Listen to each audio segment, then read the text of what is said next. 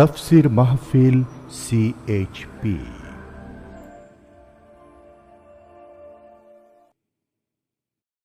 বিসমিল্লাহির রহমানির রহিম। মাজার ও শিরক এ বিষয়ে আলোচনা করছেন বিশ্ববরেণ্য মুফাসসিরে কোরআন, কোরআনের পাখি আল্লামা দেলোয়ার হোসাইন সাঈদী রাহিমাহুল্লাহ। শব্দধারণ মাহসিন সাউন্ড সিস্টেম, প্রযোজনায় CHP। শুধু তাফসীর মাহফিল CHP চ্যানেলে আল্লামা সাঈদীর মূল্যবান আলোচনা এখন দেখতে পাবেন। বিষয়ে মাজার ও শিরক। প্রত্যেকটি মানুষকে তাওহীদবাদী হতে হবে, শিরক মুক্ত হতে হবে। শিরক হলো মাজারগুলিতে গিয়ে মনের আশা আকাঙ্ক্ষা সেখানে বলা, এটি হচ্ছে শিরক। এই কাজ আপনারা করবেন না। কুমিল্লা কি মাজার আছে? আছে? কোন মাজারে যাবেন না, কোনোদিন যাবেন না, কোনো প্রয়োজন নাই। বিপদে পড়েছেন, উযু করবেন, মসজিদে চলে যাবেন, সুবহানাল্লাহ বলেন।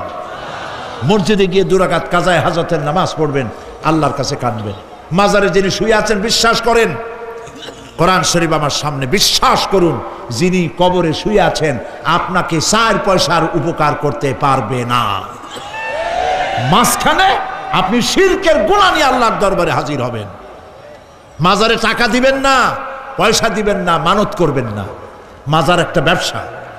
মাজার আজকাল কি? মাজার আর রস সব ব্যবসা। আপনারা এইসব কাজে যাবেন না। আগরবাতি, মোমবাতি, চাদর দেওয়া, মশারি দেওয়া, এগুলো মুসলমানের কাজ না। হিন্দু, খ্রিস্টান, বৌদ্ধ যা করে আমরা কি তা করতে পারি? জোরে বলেন, পারি? কবরে যদি একটু চিন্তা করেন ভাইরা, মাথাটা একটু খাটান, কবরে যদি চাদর দেওয়াই লাগে তাহলে রাসূল করিম সাল্লাল্লাহু আলাইহি সাল্লামের কবরের উপরে সোনার সুতা দিয়ে চাদর দেওয়া উচিত ছিল। তুলার সুতা না, সোনার সুতা। আর ওই রকমের দেওয়ার সিস্টেম হলে উম্মতেরা সোনার সুতা না, নিজের বুক নিজে ভাইয়া কলিজা পার করে রাসূলুল্লাহর কবরের উপর দিয়ে দিত। নবীর পরে সম্মান সাহাবায়ে কেরাম। সাহাবায়ে কেরামদের কবরের উপরে চাদর নাই, আগরবাতি নাই, মোমবাতি নাই, গোলাপ পানি নাই, গম্বুজ নাই। মাজার একটা হইছে, সেটারে গম্বুজ বানাইতে হবে। কেন গম্বুজ বানাবে? দরকারটা কি? তওবা করুন, জিন্দেগিতে আর কোনোদিন মাজারে কোনো সাহায্য করবেন, 1 পয়সাও না। টাকা পয়সা দিবেন, টাকা পয়সা দিবেন, এতিমকে দিবেন, ভিক্ষুককে দিবেন, বিধবাকে দিবেন। পরীক্ষা দিতে পারে না, ফি দিতে পারে না, পরীক্ষা দিতে পারছে না, ওরে দেন। বাড়িতে চাল নাই, পানি পড়ে, ওরে দেন। অন্ধ মানুষকে দেন, লুলাকে দেন, এতিমখানায় দেন, মাদ্রাসায় দেন, টিউবওয়েল বানায় দেন যেখানে পানি নেই। এই সব কাজ করেন, সওয়াব হবে। সুবহানাল্লাহ কর। মাজারে, কোন মাজারে, আজকের মাহফিলে যত লোক হাজির হয়েছেন, কোন মাজারে কোনো টাকা পয়সা, আগরবাতি, মোমবাতি, চাদর জিন্দেগিতে দেবেন না। কারা দেবেন না? হাত উঁচু করে দেখান। আলহামদুলিল্লাহ। হাত নামা, হাত নামা। এরপরে থামেন, থামেন। এরপরে দেশে আজ অশ্লীলতার সয়লাব আমরা দেখতে পাচ্ছি। গতকালও আলোচনা করেছি। গত 5 বছর যারা ক্ষমতায় ছিলেন, অভিনয় নিয়ন্ত্রণ আইন তারা তুলে ফেলেছিলেন। অভিনয় নিয়ন্ত্রণ একটা আইন ছিল, কতদূর অভিনয় করা যাবে, একটা মেয়ে তার কাপড় কতটা কমাইতে পারবে, নাচে গানে অভিনেতা অভিনেত্রী একসাথে কতটা জড়াজড়ি করতে পারবে, এর একটা নিয়ম কানুন আগের থেকে ছিল। সেই নিয়ম কানুন ওই 5 বছরে তারা আইন পাশ করে নিয়ন্ত্রণ আইনটা তুলে দিয়েছে। ফলে কাপড়েরও বালাই নাই, আর জড়াজড়ির এমন সব ছবি যা কোনো মানুষের দেখার কোনো উপায় নাই, যেগুলি দেখলে চোখ সাবান দিয়ে ধোয়া লাগে। নাউজুবিল্লাহ বলেন।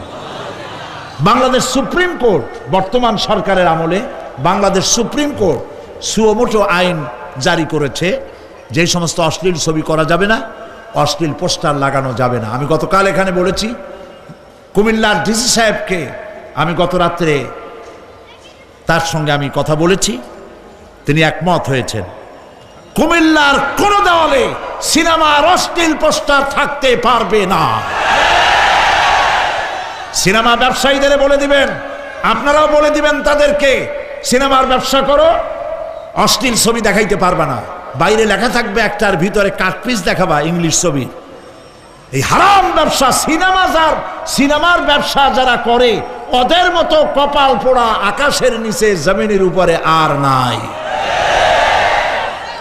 কারণ কি জানেন? কারণ কি? আরে বাবা থামো, কারণ কি সেটা শোনেন। কারণ হচ্ছে মসজিদ যে বানাইলো, ওই মসজিদে যতদিন নামাজ হবে, জিকির হবে, তেলাওয়াত হবে, কিয়ামত পর্যন্ত যে পয়সা দিছিল সে সওয়াব পাবে।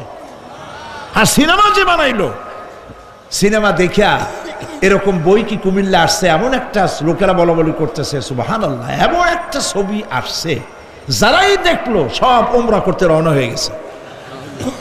এমন ছবি আসছে যা দেখিয়া সমস্ত মানুষ তাহাজ্জুদ পড়া শুরু করছে। এরকম হয়েছে।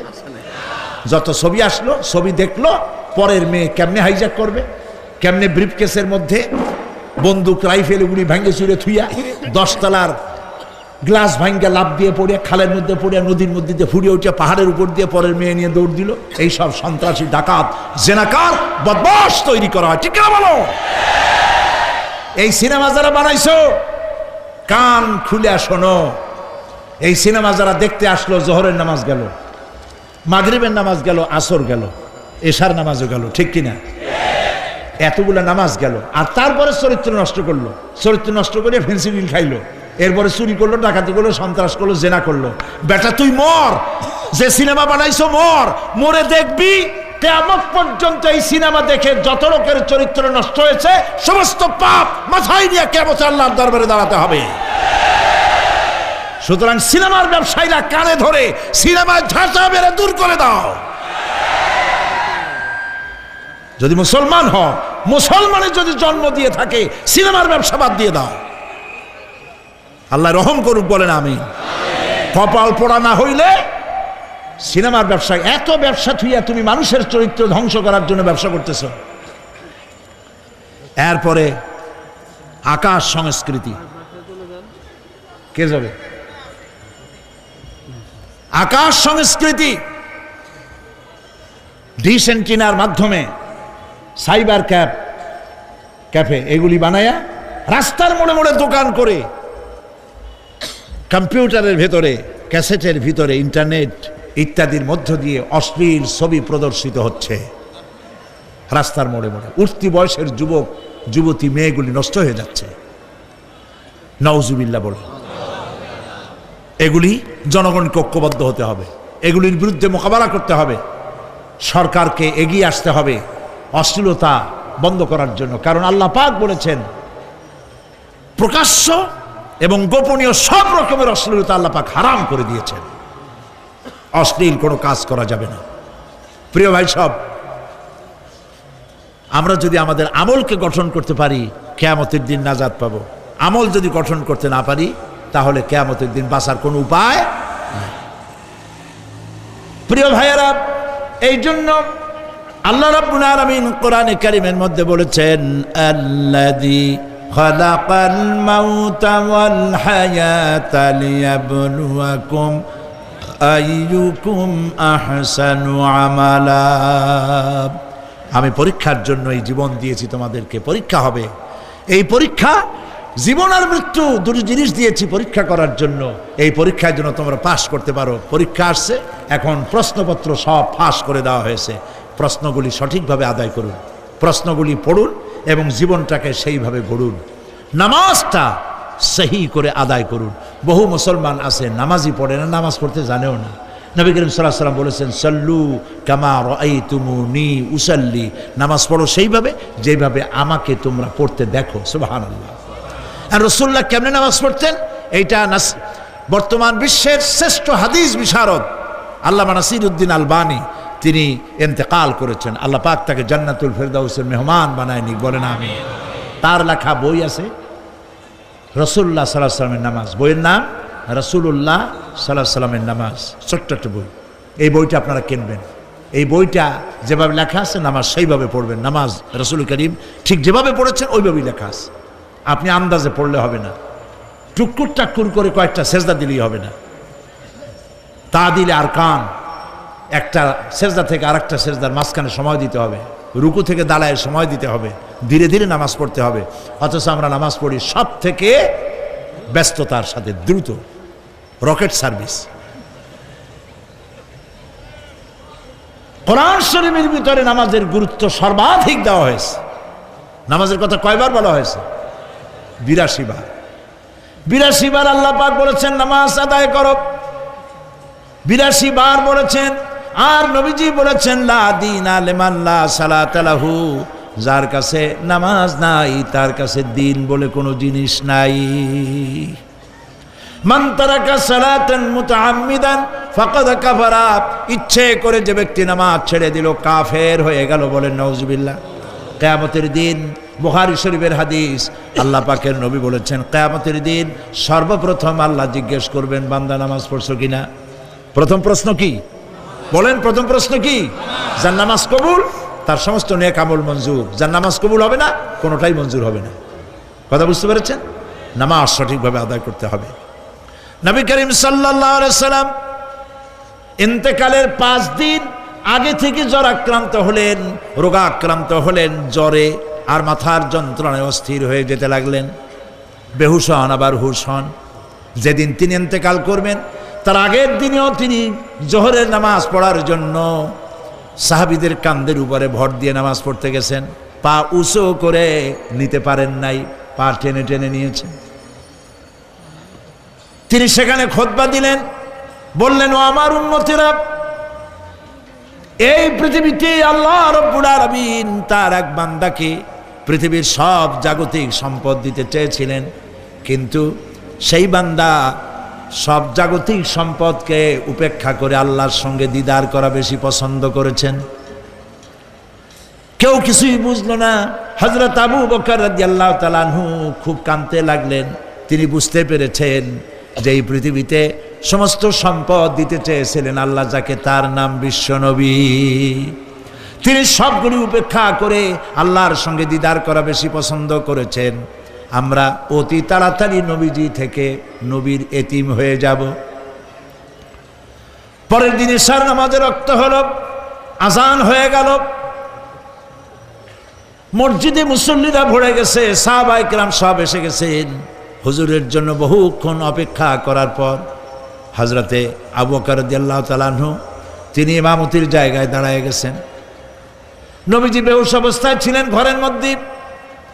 হুশ আসার পর তিনি হযরত আয়েশাকে বললেন, আয়েশা, মসজিদে নববীতে এখন কি হতেছে? তিনি বললেন, নামাজ হচ্ছে, লোকেরা আপনার অপেক্ষা করেছে, কিন্তু আপনাকে না পাইয়া দীর্ঘক্ষণ অপেক্ষা করার পর আপনাকে না পেয়ে আমার বাবার ইমামতিতে তারা নামাজ পড়তেছে, কিন্তু মুসল্লিদের মধ্যে কান্নার রোল পড়ে গিয়েছে। তাদের ধারণা হয়েছে নবীজির জায়নামাজে যখন হযরত আবু বকর দাঁড়ায় গেছে, নবীজির পিছনে নামাজ পড়া আর আমাদের কিসমতে হবে না। নবীজি বলছেন, আয়েশা রে, মসজিদে নববীর দিকের দরজাটা খুলে দাও, আমি নামাজের দৃশ্য দেখতে চাই। দরজা খুলে দেওয়া হলো। নবীজি কোনো রকম মাথা উঁচু করে মসজিদে নববীতে নামাজের দৃশ্য নিজে অবলোকন করে আবার শুয়ে পড়লেন। হযরত আয়েশা লক্ষ্য করে দেখেন নবীজির চোখের পানি দিয়ে কোনা দিয়া পানি বেয়ে বেয়ে পড়ছে। হযরত আয়েশা প্রশ্ন করলেন, ইয়া রাসূলুল্লাহ, নামাজের দৃশ্য দেখি কাঁদছেন কেন? হুজুর বলেন, আয়েশা রে, এটা কোনো দুঃখের পানি নয়, আমি কাঁদতেছি এই জন্যে, এই নামাজের জামাত কায়েমের জন্য তায়েফের ময়দানে অনেক রক্ত ঝরেছে, আবার উহুদের ময়দানে দান দান শহীদ হয়েছে, সাহাবায়ে কেরাম জীবন দিয়েছে। আজ আমি দেখতে পেলাম আমার উম্মতেরা জামাতে নামাজ পড়ছে। আমার ধারণা হলো ভবিষ্যতে কিয়ামত পর্যন্ত আমার উম্মতেরা এইভাবে জামাত বন্দী হয়ে নামাজ আদায় করবে। নবীজি আবার বেহুশ হয়ে পড়লেন। মসজিদে নববী থেকে আজ আর কেউ বাড়ি যায় না, সবাই কান্দে। আজ রাত বোধহয় নবীজি কাটাবেন না। মেয়েরা কাঁদতেছে, সাহাবায়ে কেরাম কাঁদতেছেন, আজওয়াজে মুতাহারাত তারা কাঁদতেছেন। নবীজির আবার হুশ হলো, তাকায় দেখেন ঘরের মধ্যে কান্নাকাটি, মসজিদে নববীতে কান্নাকাটি। সব থেকে বেশি কাঁদতেছেন মা ফাতেমা। নবীজি হযরত ফাতেমার কান্না দেখে ইশারা করলেন, কাছে আয়। হযরত ফাতেমা রাসূলের কাছে গেলেন, নবীজি কানে কানে কি যেন বললেন, কান্নাটা বন্ধ হয়ে গেল। হযরত আয়েশা জিজ্ঞেস করলেন, মা তোমার আব্বা তোমার কানে কি বললো আর কান্না বন্ধ হয়ে গেল? হযরত ফাতেমা বলে, আম্মাজি আমার আব্বা আমাকে বললেন, মা ফাতিমা তোমার কান্না আমার বরদাস্ত হয় না, কেঁদো না, আমি মৃত্যুর পরে সকলের আগে তোমার সাথে আমার দেখা হয়ে যাবে। হযরত ফাতেমা বলছেন, আম্মাজি আমি বুঝতে পেরেছি আমার আব্বার এই কথার অর্থ কি। নবীজির ইন্তেকালের পরে আত্মীয় স্বজনের মধ্যে সবার আগে আমার মৃত্যু হবে আর আমার পিতার সাথে আমি মিলিত হতে পারবো। রাত যখন শেষ হয়ে এলো, নবীজির হুঁশ হয়েছে, তাকায় দেখেন হযরত জিবরাইল দাঁড়ানো। হযরত জিবরাইল নবীজির চেহারা মোবারকের দিকে তাকায় বলেন, আসসালামু আলাইকা ইয়া রাসূলুল্লাহ, আল্লাহ আপনাকে সালাম বলেছেন আর আল্লাহ পাক জানতে চেয়েছেন আপনার মুখে আপনি কেমন আছেন। আল্লাহ জানেন আপনার অবস্থা কি, তারপরেও আপনার মুখে শুনতে চেয়েছেন আপনি কেমন আছেন।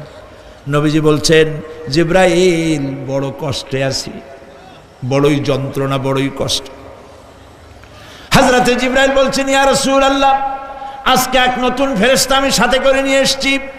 এই ফেরেশতা পৃথিবীর কোন নবী অথবা কোনো মানুষের কাছে যাওয়ার জন্য অনুমতি চায় না, আজ আপনার কাছে অনুমতি ভিক্ষা চায় কাছে আসার জন্য।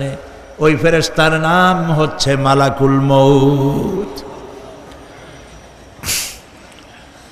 হযরতে মালাকুল মউত বলেন, ইয়া রাসূলুল্লাহ এই পৃথিবীতে আদম আলাইহিস সালাম থেকে নিয়ে পর্যন্ত কোন মানুষের জান কবজের জন্য আমার অনুমতি চাওয়া লাগে নাই, আর কোনোদিন লাগবে না।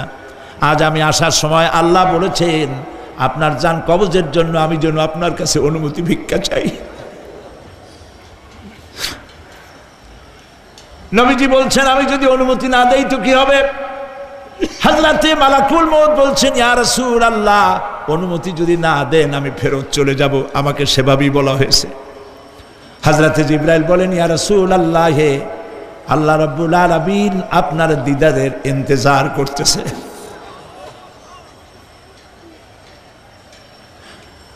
নবীজি বলছেন, মালাকুল মউত তুমি জান কবজের কাজ শুরু করো। মালাকুল মউত যখন কাছে এসেছে, রাসূল জিজ্ঞেস করলেন, আয়েশা ঘরে যে কয়েক টুকরা স্বর্ণ ছিল সেগুলোর কি অবস্থা? ছোট ছোট 6 টুকরা স্বর্ণ ছিল। হযরত আয়েশা বলছেন, হুজুর আমি এগুলো রেখে দিছি। হুজুর বলছেন, না রাখতে পারবে না, আমার ইন্তেকালের আগে খয়রাত করে দাও। মুহাম্মদ সাল্লাল্লাহু আলাইহি ওয়াসাল্লাম আল্লাহর কাছে অবস্থায় উঠবে না যে তার ঘরের ভিতরে সোনা ছিল, দিয়ে দাও, খয়রাত করে দিয়ে দাও। হযরতে মালাকুল মউত রাসূলের জান কবজ শুরু করে দিলেন। রাসূলুল্লাহ জীবনের শেষ কথা বললেন, আসসালাত আসসালাত ওয়া মা মালাকাত আইমানুকুম। আমার উম্মতেরা বিদায় লগ্নে বলে গেলাম, নামাজ নামাজ নামাজ ছেড়ে দিও না।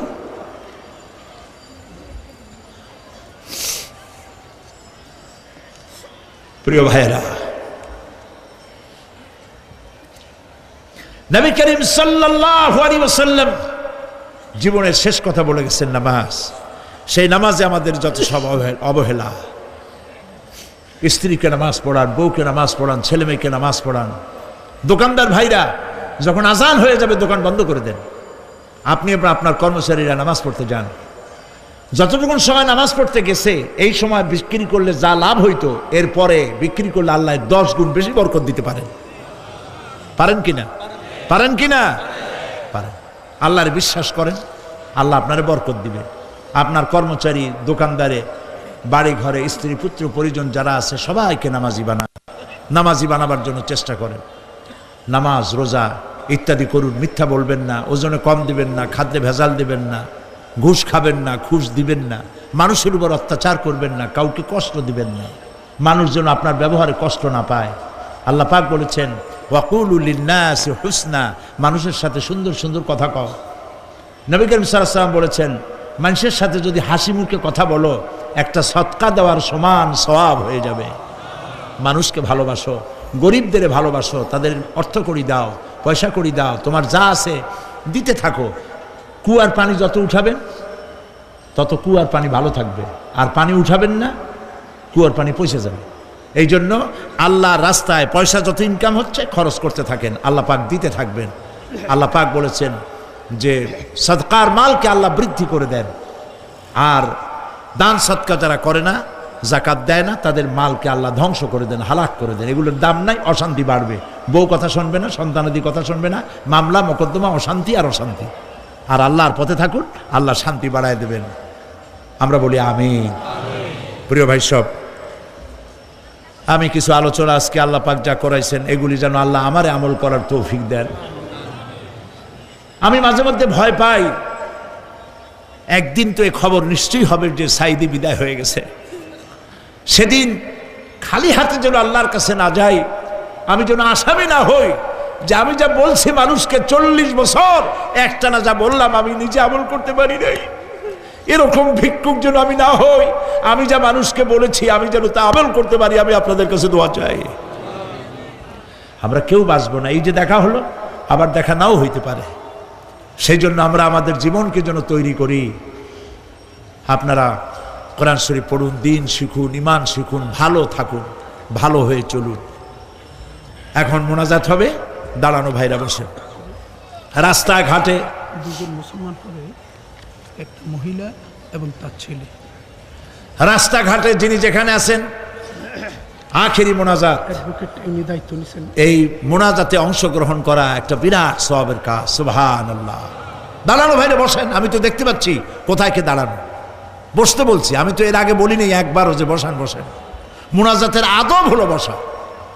রাস্তায়, পথে, ঘাটে, গেটে যিনি যেখানে আছেন সেখানে বসে আর জোরে সরে জিকির করেন সুবহানাল্লাহ, আলহামদুলিল্লাহ, লা ইলাহা ইল্লাল্লাহ। কবির নেতৃত্ব মেগতি অনেক আছে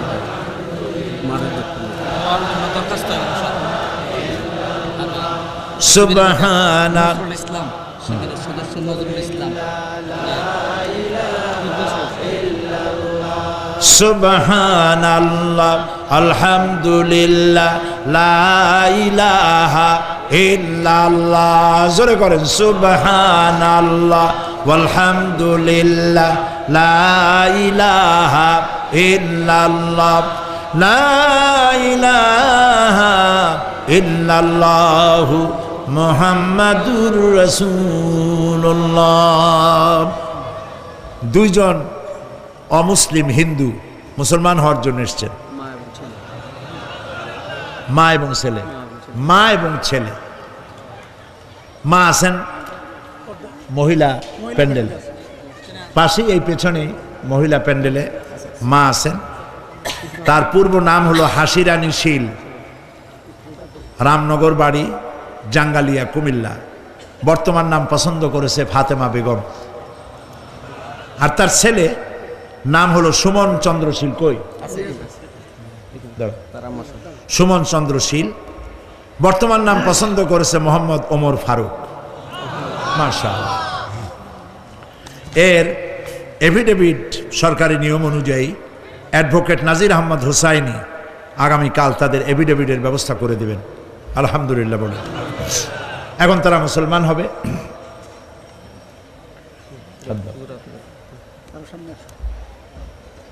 যে বোন আমাদের মুসলমান হচ্ছেন হাসি রানী, বর্তমান নাম ফাতেমা বেগম, আমরা এখানে যা পড়তেছি আপনি তাই উচ্চারণ করবেন। তুমি জোরে জোরে বলবা, আপনারা সবাই বলেন লা ইলাহা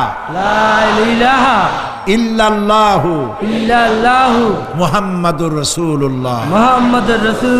আল্লাহ ছাড়া কোনো ইলাহা নাই, মাবুদ নাই, মুহাম্মদ সাল্লাল্লাহু আলাইহি ওয়াসাল্লাম আল্লাহর প্রেরিত রাসূল। আশহাদু আন আশহাদু আন লা ইলাহা লা ইলাহা ইল্লাল্লাহু লা ইলাহা ওয়াহদাহু ওয়াহদাহু লা শারীকা লা শারীকা লাহু লাহু ওয়া আশহাদু আন্না ওয়া আশহাদু আন্না মুহাম্মাদান মুহাম্মাদান আবদুহু আবদুহু ওয়া রাসূলুহু। ওয়া রাসূলুহু। আমি সাক্ষ্য দিচ্ছি আমি সাক্ষ্য দিচ্ছি আল্লাহ ছাড়া আল্লাহ ছাড়া কোনো ইলাহ নাই, কোনো ইলাহা কোনো মাবুদ নাই, কোনো মাবুদ কোনো নাই, উপাস্য নাই। কোনো উপাস্য নাই। তিনি এক, তিনি এক, তিনি একক, তিনি একক, তার কোনো তার কোনো অংশীদার নাই। অংশীদার নাই। আমি আরো সাক্ষ্য দিচ্ছি আমি আরো সাক্ষ্য দিচ্ছি মুহাম্মদ মুহাম্মদ সাল্লাল্লাহু সাল্লাল্লাহু আলাইহি ওয়াসাল্লাম আলাইহি ওয়াসাল্লাম আল্লাহর আল্লাহ প্রেরিত প্রেরিত রাসূল রাসূল এবং এবং তারই তারই বান্দা। বান্দা। সবাইকে সালাম দাও, আসসালামু আলাইকুম। আসসালামু আলাইকুম। আপনারা সালামের জবাব দেন। আল্লাহর এই বান্দা মাত্র কয়েক মুহূর্তে আগে ছিল মুশরিক, আর এখন আমাদের তাওহীদি ভাই। আমাদের কি হয়ে গেছে? ভাই। আমাদের সকলের আমলনামায় গুনাহ আছে, এই যুবকের আমলনামায় এখন কোনো গুনাহ নাই। নিষ্পাপ, মাসুম, বেগুনাহ। আল্লাহ তার প্রতি রহম করুক, আমরা বলি আমিন। ইসলাম কবুল কর স্বেচ্ছায় সজ্ঞানে, ইসলাম কবুল করার কারণে এই বিশাল লাখো জনতার পক্ষ থেকে আমি তাকে আলিঙ্গন করছি।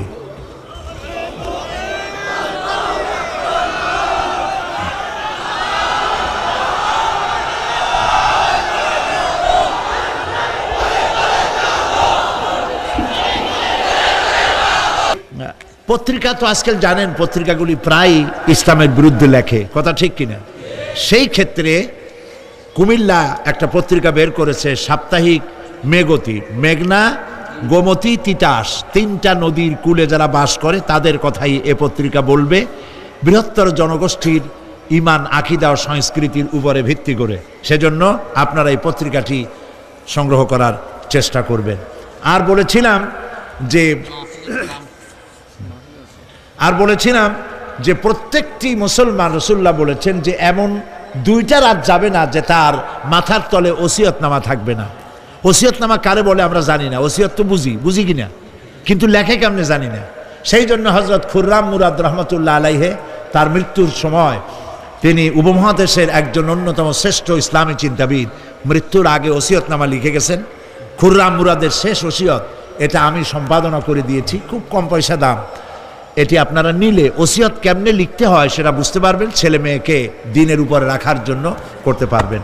ওমর রাদিয়াল্লাহু তাআলা আনহুর কথা আমি বলছিলাম আপনাদেরকে, তার জীবনী সম্পর্কে অনেকের জানা নাই। সেই জন্য শহীদে মেহরাব হযরত ওমর ইবনুল খাত্তাব রাদিয়াল্লাহু তাআলা আনহু, তার জীবনের কাহিনীগুলি জানতে পারলে আমরা আমাদের এবং আমাদের সমাজকে গড়তে পারবো, এটিও পাওয়া যাবে। তারপরে বই মানুষের ক্ষতি করে না, মানুষকে ঠকায় না, ঠকায় নভেল, নাটক, উপন্যাস, গল্প, দাদুর বই, এইসব পড়লে মানুষ ঠকে, কিন্তু কোরআন হাদিসের বই পড়লে মানুষ ঠকে না। কোরআন শরীফ, এই যে কোরআনের তাফসীর করলাম, কোরআন আপনার বাড়িতে আরবি কোরআন আছে কিন্তু তরজমা নাই। আল কোরআন একাডেমি লন্ডনের পক্ষ থেকে কোরআন শরীফের বিশাল বাংলা অনুবাদ বেরিয়েছে, সহজ সরল বাংলা অনুবাদ কোরআন শরীফ, হাফেজ মনিরুদ্দিন আহমদ সাহেবের। এর হাদিয়া 700-750 পৃষ্ঠার অফসেটে ছাপা, মাত্র 100 টাকা দিয়ে। বাংলাদেশের কোনো প্রকাশক এই পয়সা দিতে পারবে না, তিনি লাভের দিকে তাকান নেই, আল্লাহর হস্তে। তো এটা আপনারা নিতে পারবেন। আর তাফসীর বোঝার জন্য তাফহিমুল কোরআনের কোনো জুড়ি নেই, আলহামদুলিল্লাহ বলেন। কি তাফসীর নাম বলেন? তাফহিমুল কোরআন আপনারা কিনবেন। ফি জিলালিল কোরআন, সৈয়দ কুতুব শহীদ রহমতুল্লাহ আলাইহি, তার তাফসীর আপনারা নেবেন, এখানে পাওয়া যাবে। ঢাকা থেকে এই বইগুলি আসছে, আপনারা নিয়ে যাবেন। আল্লাহ নেওয়ার তৌফিক দিন, জোরে বলেন আমিন। সবশেষে আমার 40 বছর কোরআনে কারীমের, আমাকে লোকেরা মুফাসসিরে কোরআন বলে, কিন্তু আমি নিজেকে মুফাসসিরে কোরআন বলে মনে করি না। আমি মনে করি আমি কোরআনের একজন ছাত্র, তাফসীরের ছাত্র। তাফসীরের একজন ছাত্র হিসেবে 40 বছর একটানা দেশে আর বিদেশে কোরআনের কিছু খেদমতের তৌফিক আল্লাহ দিয়েছিলেন। সেই কথাগুলি ক্যাসেটবদ্ধ আকারে সারা পৃথিবীতে ছড়িয়ে পড়েছে। পৃথিবীর এমন কোনো জায়গা নাই যেখানে বাংলাদেশি মুসলমান আছে আর তারে গোলামের ক্যাসেট পৌঁছায় নাই, এমন কোনো জায়গা নাই। সব জায়গায় আল্লাহ পৌঁছায় দিয়েছে। কিন্তু একদিন তো এমন হবে যে ক্যাসেট থাকবে না, আর সাইদিও থাকবে না, লেখাগুলা থাকে। সেই জন্য আমার বন্ধু মহল আমাকে খুব চাপ সৃষ্টি করলো লেখার জন্য। তাফসির লেখা হয়েছে, তাফসির এখন কিতাব আকারে বেরিয়ে গেছে। তাফসিরে তারা নাম রেখেছে তাফসিরে সাইদি, সূরা ফাতিহা। গতকাল বলেছি চট্টগ্রামে তাফসির করেছিলাম 5 দিন, সূরা ফাতিহার উপরে 46 জন হিন্দু খ্রিস্টান মুসলমান হয়েছে। সূরা নাবা করলাম, এবার 31 জন হয়েছে। চট্টগ্রামে 5 শতাধিক খ্রিস্টান, হিন্দু, বৌদ্ধ গত 24 বছরে ইসলাম কবুল করেছে, আলহামদুলিল্লাহ। সূরা আসর, ছোট্ট সূরা। এই ছোট্ট সূরাটি সম্পর্কে ইমাম শাফি রহমতুল্লাহ আলাইহি বলেছেন যে এই সূরাটি যদি কেউ বোঝে আর আমল করে, হেদায়েতের জন্য, জান্নাতে যাওয়ার জন্য এই একটি সূরাই যথেষ্ট। এর উপরে 5 দিন তাফসির করেছি চট্টগ্রামে, 36 জন হিন্দু, খ্রিস্টান, বৌদ্ধ মুসলমান হয়েছে। সূরা আসর, এই ছোট্ট সূরাটির তাফসির হয়েছে 488 পৃষ্ঠা, আলহামদুলিল্লাহ। আপনারা মেহেরবানি করে নিয়ে যাবেন তাফসিরে সাইদি, সূরা আল আসর, এগুলি পাওয়া যাবে ওখানে। এই বিশাল কিতাবের হাদিয়া তারা রেখেছে মাত্র 200 টাকা।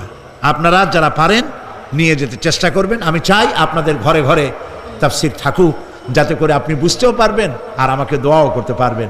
আমি আমার পক্ষ থেকে, আমি নিজের ভাইয়ের মতো মনে করি, আজকের সভাপতি, কুমিল্লার সকল মানুষের কাছে সম্মানের পাত্র আলহাজ এম.এ. চৌধুরী সাহেবকে আমি সূরা তাফসিরে সাইদি, সূরা আল আসর আমি হাদিয়া দিচ্ছি।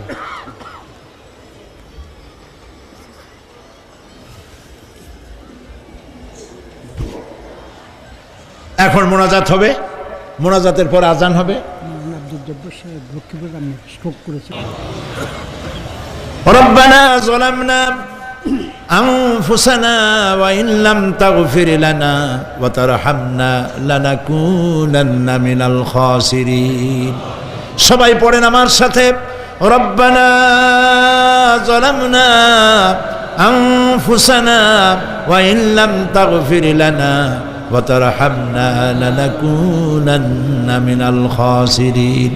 হে আল্লাহ তাআলা, তোমার আরশে আজিম থেকে তাকায় দেখো, কুমিল্লার ঈদগাহ ময়দানে, বিশাল ময়দান, রাস্তাঘাট, মানুষ উপচে পড়েছে, লাখো জনতা। আমরা গুনার বোঝা নিয়ে তোমার দরবারে হাত তুলেছি। রব্বুল আলামিন, আমাদের গুনার দিকে তাকায়ও না, আমাদের চোখের দিকে আর মুখের কাকুতি মিনতির দিকে তাকায়া আমাদের জিন্দেগির গুনাহ মাফ করে দাও। রব্বুল আলামিন, সারা জীবন নাফরমানি করেছি, শিরক বিদআত সহ এমন কোনো গুনাহ নাই যা কম বেশি আমরা করি নাই। আল্লাহ তাআলা দয়া করে আমাদের জীবনের গুনাহ মাফ করে দাও। আয় আল্লাহ তাআলা, আমাদের মধ্য থেকে যাদের আব্বাজান দুনিয়া থেকে বিদায় হয়ে গেছে, আমাদেরকে কত কষ্ট করে তারা মানুষ করেছিলেন, আজকে তারা দুনিয়ায় নাই। আল্লাহ তাআলা, বিদেশে যদি আত্মীয় স্বজন চলে যায়, মাসে মাসে অথবা প্রতিদিন টেলিফোনে খবরও পাওয়া যায় আমাদের মা বাপ দুনিয়া থেকে বিদায় হয়ে গেছে, বছরের পর বছর, যুগের পরে যুগ, কি অবস্থায় আছে কোনো খবর জানি না। রব্বুল আলামিন, আমাদের গর্ভধারিণী জনম দুঃখিনী মা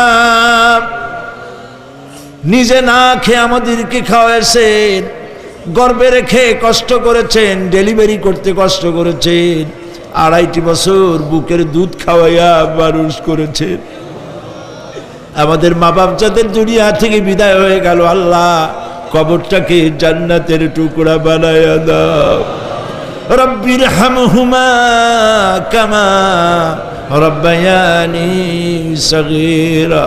সবাই পড়েন, রব্বির হামহুমা কামা রব্বায়ানি সগীরা। আয় আল্লাহ তাআলা, সারা পৃথিবীতে আজ মুসলমানদের বড়ই দুর্দিন, মুসলমানদের পক্ষে কথা বলার লোক আজ আর নাই। আল্লাহ তাআলা, কাশ্মীরের মুসলমানেরা কষ্ট পেতেছে, তাদেরকে পাখির মতো গুলি করে হত্যা করা হচ্ছে, প্যালেস্টাইনি মুসলমানদেরকে অভিশপ্ত ইহুদিরা মারতেছে। আয় আল্লাহ তাআলা, বাগদাদে যে ইরাকে অনেক নবীর মাজার আছে, মাহবুবে সুবহানি কুতুবে রব্বানি শেখ মহিউদ্দিন আব্দুল কাদের জিলানী রহমতুল্লাহ আলাইহি যে মাটিতে শুয়ে আছেন, মুসলমানের দেশ, আয় আল্লাহ তাআলা কাফেরেরা সব ঐক্যবদ্ধ হয়েছে মুসলমান দেশগুলি শেষ করে দেবে। আল্লাহ তোমার কাছে সাহায্য চাই। চেচনিয়া, বসনিয়া, প্যালেস্টাইন, কাশ্মীর সহ দুনিয়ায় যত জায়গায় মুসলমানেরা বিপদে আছে, আল্লাহ তুমি নিজে সাহায্য করো রব্বুল আলামিন। আমরা মুসলমান, আমরা গুনাহ করেছি, সাহায্য চাবার মতো যোগ্যতা হারায় ফেলেছি। আল্লাহ আমরা স্বীকার করি আমরা গুনাহগার। আয় আল্লাহ আমরা হাজারবার স্বীকার করি, নত শিরে স্বীকার করি আমরা গুনাহগার। কিন্তু একটা ভালো পরিচয় আমাদের আছে, সেই পরিচয়টা হলো আমরা তোমার হাবিবের উম্মত। আয় আল্লাহ তাআলা তোমার হাবিবের সাদকায় আল্লাহ তুমি দুনিয়ার মুসলমানদের দিকে রহমতের নজরে তাকাও। আল্লাহ আমাদের জীবনের গুনাহ মাফ করে দাও। আল্লাহ মুসলমানদেরকে তুমি সাহায্য করো রব্বুল আলামিন। কিয়ামতের দিন যেদিন পায়ের নিচে হবে তামার মতো মাটি, গুনাহগারের মাথার চান্দি ফেটে গিয়ে মগজগুলো গলে গলে পড়বে, জিহ্বাটা নাভিস্থল পর্যন্ত ঝুলে পড়বে, ময়দানে সারা পড়বে পানি পানি বলে। আল্লাহ ওই দিনে তোমার হাবিবের হাতের কাউসারের পেয়ালা আমাদের নসিব করে দিও রব্বুল আলামিন। তোমার হাবিব বলেছেন 3000 বছর ধরে তুমি জাহান্নামের আগুনকে উত্তপ্ত করেছো, রক্ত মাংসের শরীর নিয়ে আমরা আগুনে জ্বলতে পারবো না। আল্লাহ জাহান্নামের আগুন আমাদের জন্য হারাম বানায়া দাও। আল্লাহুম্মা আজিরনা মিনান নার। সবাই পড়েন আল্লাহুম্মা আজিরনা মিনান নার, আল্লাহুম্মা আজিরনা মিনান নার। আয় আল্লাহ তাআলা আমাদের আকীদা, আমাদের বিশ্বাস হলো এই, আমরা এখন কোথায় বসা তুমি দেখতে পাচ্ছ, আমরা কি বলতেছি তুমি নিশ্চয়ই শুনতে পাচ্ছ। তুমি একটু তাকায় দেখো তো বাবু, এতগুলি হাত তো কোনো পীরের দরবারে ওঠে নাই, কোনো বাজারে গিয়ে ওঠে নাই, কোনো মন্ত্রীর কাছে ওঠে নাই, কোনো প্রেসিডেন্টের কাছে ওঠে নাই। রাজা ধীরাজ, সম্রাটের সম্রাট, বিশাল আকাশের মালিকের কাছে হাত তুলেছি, মালিক খালি হাতে ফেরত দিও না, মালিক খালি হাতে ফেরত দিও না। হে আকাশের মালিক, হে জমিনের মালিক, হে আমাদের রব, আমাদেরকে খালি হাতে ফেরত দিও না বাবু। আল্লাহুম্মা লা তারুদ্দানা খাইবিন, আল্লাহুম্মা লা তারুদ্দানা খাইবিন। আল্লাহ তাআলা একেবারে কিচ্ছু না দিয়া খালি হাতে ফেরত দিও না বাবু। কয়েক সেকেন্ড আমি আপনাদের জন্য ছাড়লাম, মাথা নিচু করুন, চক্ষু বন্ধ করুন, যার যা বলার বলেন, দোয়া কবুল হয়ে যাবে ইনশাআল্লাহ। বলেন যার যা বলার দরকার, মিনতির সাথে কাকুতি মিনতি করে বলেন।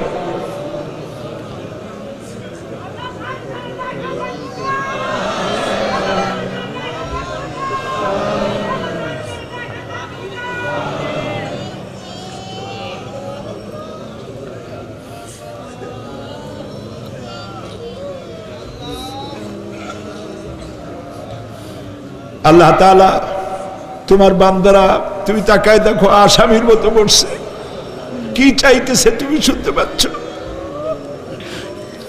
আমরা সবাই ভিক্ষুক, তুমি বলেছ ওয়াল্লাহু গানিয়্যুন ওয়া আনতুমুল ফুকারা, আমরা ফকিরের গোষ্ঠী আর তুমি গানি, আমরা ভিক্ষুক আর তুমি দাতা। আল্লাহ তাআলা আমাদেরকে খালি হাতে ফেরত দিও না বাবু। এই মাঠ থেকে কেউ যেন গুনার বোঝা নিয়ে ফিরে না যায় বাবু। আল্লাহ তাআলা সিরাতুন নবী কমিটি প্রত্যেক বছর মাহফিল করতেছে, আল্লাহ তাদেরকে কবুল করো। আল্লাহ তাআলা জনাব এম এস চৌধুরী সাহেব বার্ধক্যে পৌঁছে গেছেন, তার স্ত্রীর প্রতি, তার প্রতি রহম করো। ওনার সাথে যারা আছে, কাজী দিন মোহাম্মদ সাহেব, রব সাহেব সহ যারা আছেন, সকলের প্রতি রহম করো। আল্লাহ তাআলা এই কুমিল্লাকে ইসলামী আন্দোলনের দুর্গ বানায় দাও। শিবিরের যে ছেলেটি ক্যান্সার রোগাক্রান্ত হয়েছে, ডাক্তার বলেছে 3-4 মাসের বেশি বাঁচবে না, কিন্তু তুমি ভালো জানো। আল্লাহ পাক, আমরা এই ছেলেটির জীবন তোমার কাছে ভিক্ষা চাইতেছি বাবু, তুমি ভিক্ষা দিয়া দাও। আল্লাহ তাআলা এইভাবে যাদের কিডনি নষ্ট হয়েছে, হার্টের বাল্ব নষ্ট হয়েছে, তুমি মেহেরবানি করে তাদেরকে তা দিয়ে দাও। আল্লাহ প্রত্যেকের প্রতি তুমি রহম করো। আল্লাহ তাআলা আর একটা কথা বলি, তুমি তো সেই মহান সত্তা যার কাছে বেশি চাইলে অসন্তুষ্ট হও না। পৃথিবীতে সবাই বারবার চাইলে অসন্তুষ্ট হয়, তুমি বরং না চাইলে অসন্তুষ্ট হও। মাবুদ, তুমি দয়া করে আমাদের এই বিবি বাল বাচ্চা যা দান করেছো সবগুলিকে দিনদার বানাও, নামাজি বানাও, পরেশগার বানায় দাও। আমাদের সন্তানগুলি আমরা হেদায়েত করতে পারবো না, আমাদের স্ত্রীদের আমরা হেদায়েত করতে পারবো না। হেদায়েতের মালিক তো তুমি দয়া করে আমাদের স্ত্রী, আমাদের সন্তানদেরকে হেদায়েত করো, মুত্তাকি বানাও, ইখলাস দাও, তাকওয়া দাও, তোমার ভয় দাও। আল্লাহ তাদেরকে হেদায়েত নসিব করে দাও। আয় আল্লাহ, আমাদের প্রিয় জন্মভূমি বাংলাদেশ এর স্বাধীনতা, সার্বভৌমত্ব কিয়ামত পর্যন্ত অক্ষুণ্ণ রাখো। সীমান্ত এলাকায় ভারত বাংলাভাষী ভারতীয় মুসলমানদেরকে উন্মুক্ত আকাশের নিচে ফেলে রেখেছে। তাদের খাবার নাই, পরার নাই, বন্দুকের নল তাদের দিকে তাক করে রেখেছে। আল্লাহ তাআলা ভারতের এই জালিম কাফের সরকারের হাত থেকে মুসলমানদেরকে রক্ষা করার জন্য তোমার কাছে আমরা ভিক্ষা করতেছি, দরখাস্ত করতেছি। আল্লাহ, ভারতের জালেম কাফের মুশরিক সরকারের হাত থেকে মুসলমানদেরকে বাঁচাও, রক্ষা করো। বাংলাদেশে এক শ্রেণীর লোকেরা বাংলাদেশের বিরুদ্ধে দেশে বিদেশে ষড়যন্ত্র আর অপপ্রচার করছে। আল্লাহ তাআলা এই হিংসুকদেরকে অপপ্রচার থেকে বিরত করে দাও। আল্লাহ তাদের হেদায়েত নসিব করে দাও। আল্লাহ তাদের হেদায়েত নসিব করে দাও। কপালে হেদায়েত না থাকলে এগুলির দুনিয়া থেকে গজব দিয়ে বিদায় করে দাও আল্লাহ তাআলা। রব্বানা تقبل منا إنك أنت السميع العليم وتب علينا إنك أنت التواب الرحيم। আয় আল্লাহ তাআলা, আমাদের দেশের সেনাবাহিনী, আমার দেশের বিডিআর, আমার দেশের পুলিশ বাহিনী, তাদেরকে দিন দাও, ঈমান দাও, চরিত্র দাও, ভালো রাখো। আল্লাহ তাদের উপরে তোমার রহমত নাজিল করো। রিকশাওয়ালা, ঠেলাওয়ালা, কুলি মজুর, কষ্ট করে যারা রুজি কামাই করে, আল্লাহ তাদের রুজিতে বরকত দিয়ে দাও। سبحان ربك رب العزة عما يصفون وسلام على المرسلين والحمد لله رب العالمين واجعل آخر كلامنا عند الموت لا إله إلا الله محمد رسول الله. السلام عليكم ورحمة الله.